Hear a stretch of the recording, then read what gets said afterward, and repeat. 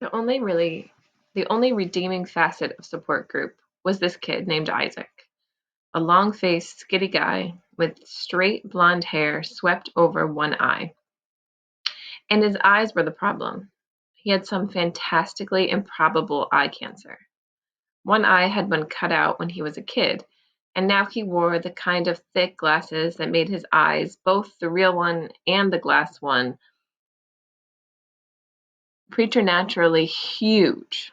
Like this whole head was basically just this fake eye, and this real eye staring at you.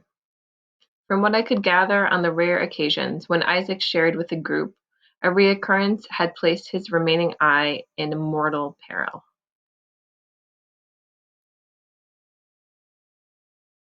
Isaac and I communicated almost exclusively through sighs. Each time someone discussed anti-cancer diets or snorting ground-up shark fin or whatever, he'd glance over at me and sigh ever so slightly. I'd shake my head microscopically and exhale in response. So support group blew, and after a few weeks, I grew to be rather kicking and screaming about the whole affair. In fact, on the Wednesday I made the acquaintance of Augustus Waters, I tried my level best to get out of support group while sitting on the couch with my mom in the third leg of a 12-hour marathon of the previous season of America's Next Top Model, which admittedly I had already seen, but still. Me. I refuse to attend support group. Mom. One of the symptoms of depression is disinterest in activities. Please, just let me watch America's Next Top Model. It's an activity. Television is passivity. Ugh, Mom, please. Hazel, you're a teenager. You're not a kid anymore. You need to make friends. Get out of the house and live your life. If you want me to be a teenager, don't send me to support group.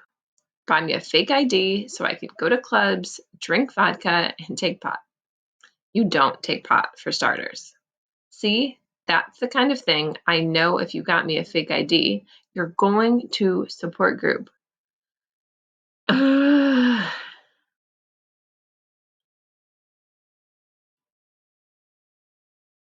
Hazel, you deserve a life. That shut me up, although I failed to see how attendance at a support group met the definition of a life. Still, I agreed to go.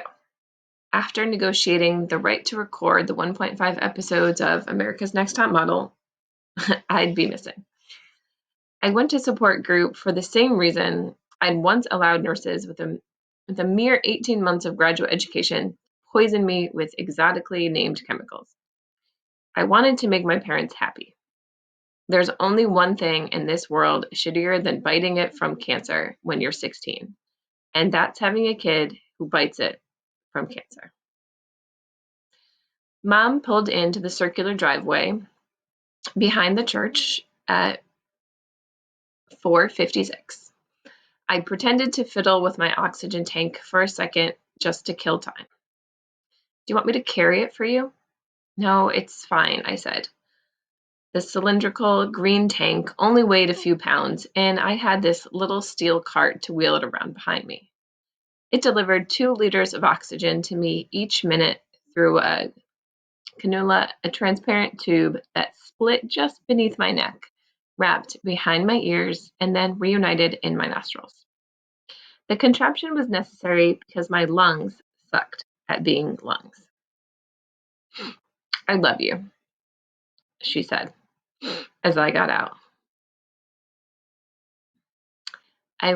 You too, Mom. See you at 6.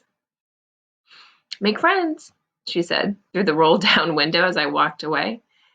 I didn't want to take the elevator because taking the elevator is a last days kind of activity at support group. So I took the stairs. I grabbed a cookie and poured some lemonade into a Dixie cup and then turned around. A boy was staring at me, and I was quite sure I'd never seen him before. Long and leany, muscular, he dwarfed the molded plastic elementary school chair he was sitting in.